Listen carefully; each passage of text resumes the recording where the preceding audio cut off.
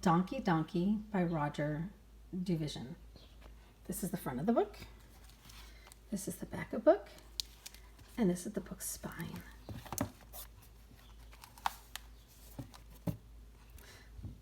Donkey Donkey was a nice little donkey, and his ears were just long enough. His belly was white and round as a ball. Donkey Donkey had many dear friends. Here are some of them. Here are some others. Which ones do you see? A pig, a cow, sheep. Do you see the bunnies and the chicks?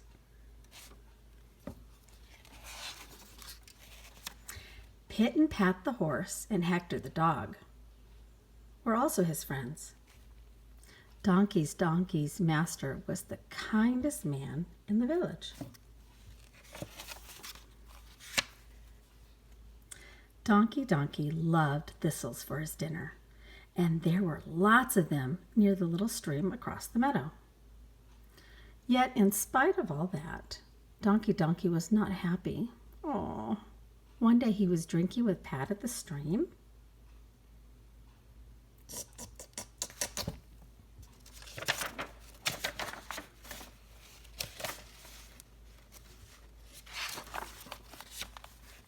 He saw Pat's head and his own in the water.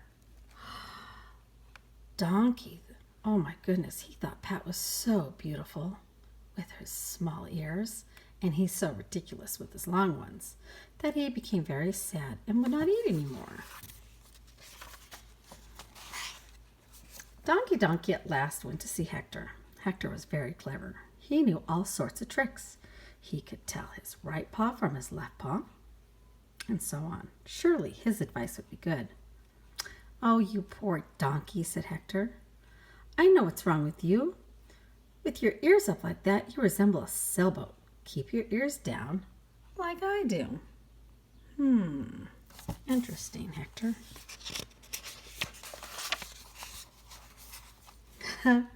See how funny I would look with my ears up? That's it, Donkey Donkey. Now they look almost as nice as mine, and Pat will be jealous because he can't do that. Donkey Donkey looks pretty happy right there.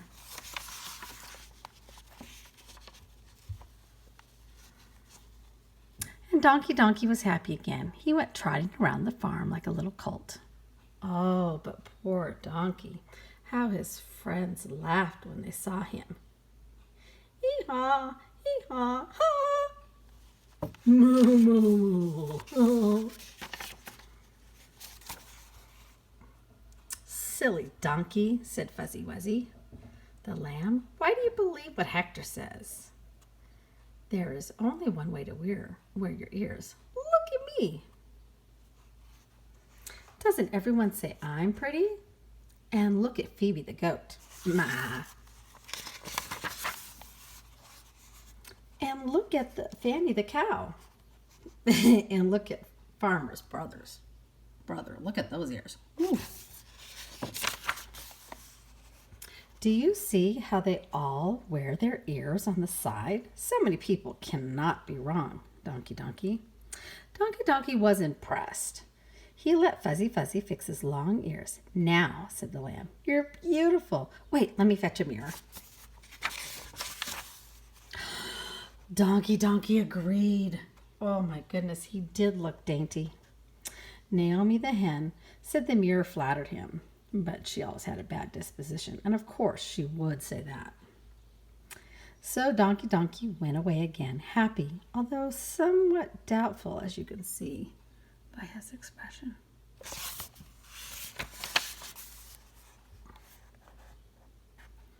This is the stable door with the scythe hanging on a big nail, and Donkey Donkey was just about to enter. He entered as usual, but unfortunately, oh, Donkey, that wicked nail met his ear and pierced it painfully.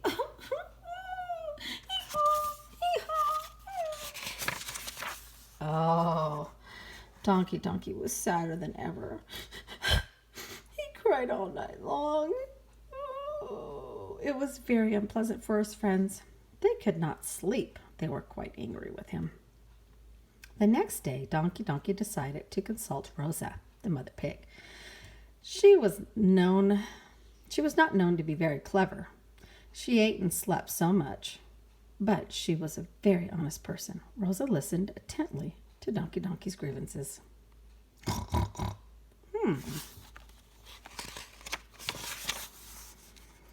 Let me think, she said, and she closed her eyes to think more deeply. But pigs have slow minds. Donkey waited a long time. He counted up to 100, but Rosa was still thinking. I suspect, in fact, she was sleeping. Oink, oink, oink, oink, oink, oink, oink. Oink, oink, oink, oink, oink, oink, oink.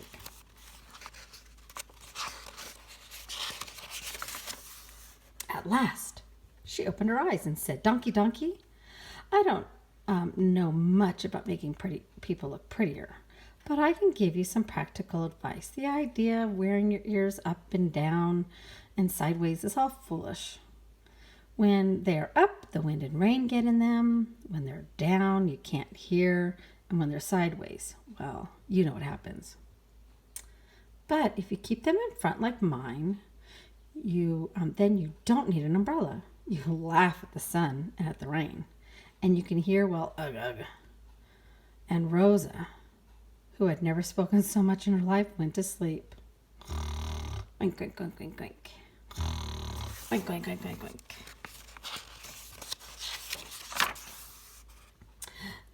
Donkey tried it at once. He thought it really was a very good idea. 2 days later, there was a lot of wind and rain. Pat got cold and had the mumps. He had to stay in for a week.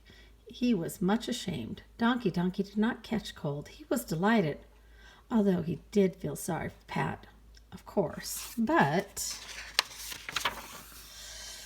this is to show you the inconvenience of wearing one's ears in front and being unable to see the sun and other things up in the air. Oh no. Mr. Jones, the farmer, was painting the house. His ladder, being too old, broke. Mr. Jones fell. He fell on Donkey's head, and they both fell to the ground. And, oh, poor Donkey. Donkey was very ill. The doctor was called in. He bandaged his wounds. He pulled out his tongue. He felt for a pulse. He put him on a scale.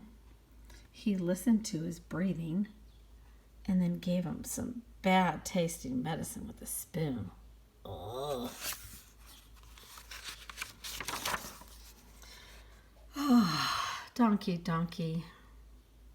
Oh, his wounds had healed, but he was still unhappy about his ears. Everything he tried had failed.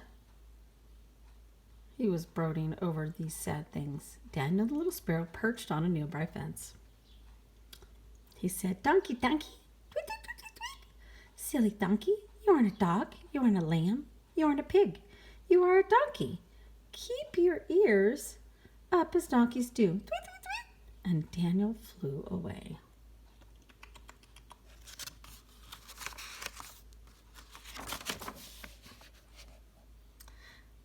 Donkey was astonished, but he was delighted when a little girl passing by with her father said, Oh, Daddy, see the pretty little donkey? His ears are so beautiful. And from that day, Donkey kept his ears up. He enjoyed eating thistles again, and he became the happiest of donkeys. And this story is finished.